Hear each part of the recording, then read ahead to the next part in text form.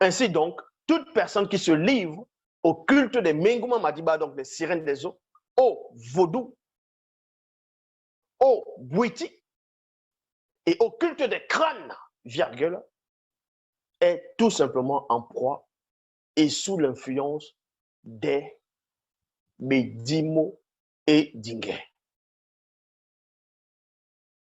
Démons vaudou et aux démons de sorcellerie. Il y a point ici. Parce que vous allez voir que la plupart de ces gens qui font que ce soit le bouiti, le culte des crânes, le vaudou, c'est presque les mêmes pratiques. Je dis bien presque. Presque. Parce qu'ils ouvrent les mêmes fréquences. Maintenant, faites attention.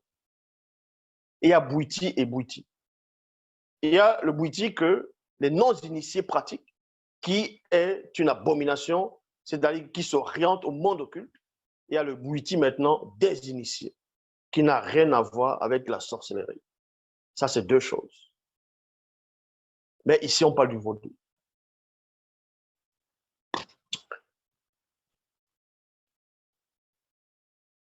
Ceux qui pratiquent le culte des crânes, d'autres vont verser l'huile de palme, l'huile rouge, d'autres du sang du poulet sur la tête du crâne, d'autres le sang de la chèvre. Certains, même à l'époque, tuaient carrément des gens pour faire des cultes, ainsi de suite.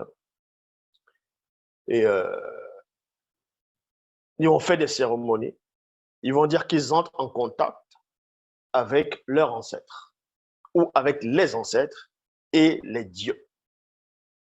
Donc, le crâne devient un support. Le crâne devient quelque chose qui va se connecter à l'invisible.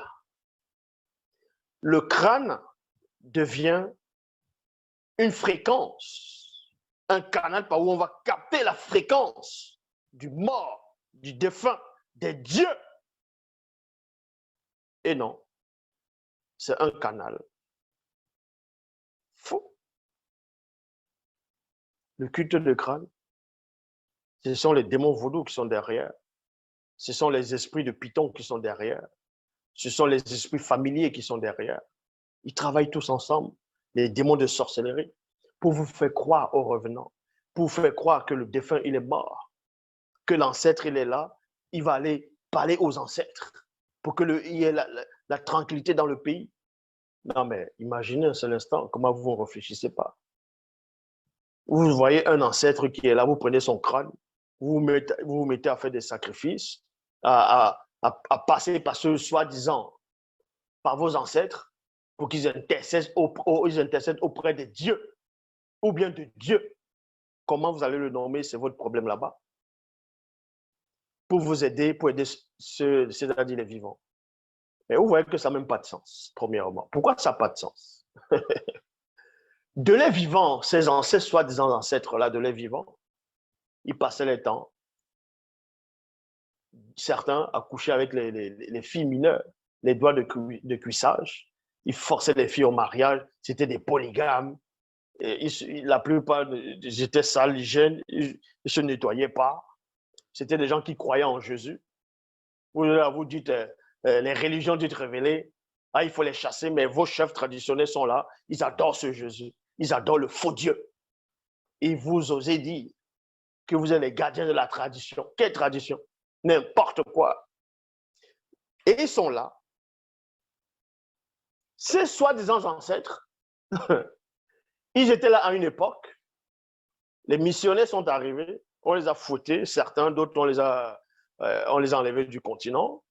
D'autres sont devenus esclaves, d'autres sont devenus des serviteurs dans le continent, sont devenus des prêtres, sont devenus des catholiques, bref, plusieurs musulmans, ainsi de suite.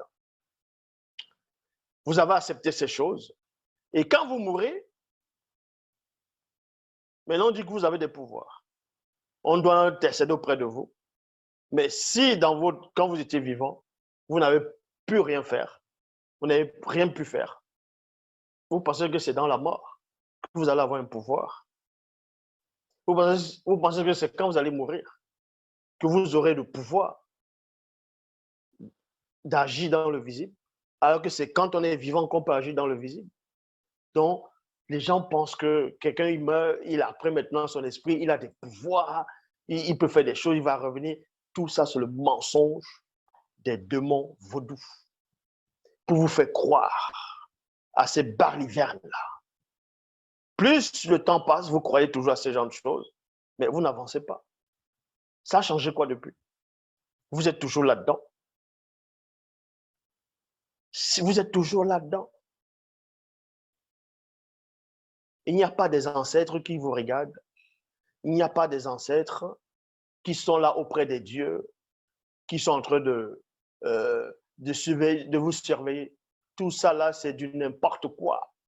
Les seuls ancêtres qui sont vivants actuellement, c'est les ancêtres initiés. C'est les ancêtres initiés. Les noms que je donne, c'est eux les ancêtres. Eux, ils sont vivants, puisqu'ils ne sont pas morts spirituellement. Mais vu que vous ne les connaissez pas, vous ne pouvez pas les invoquer.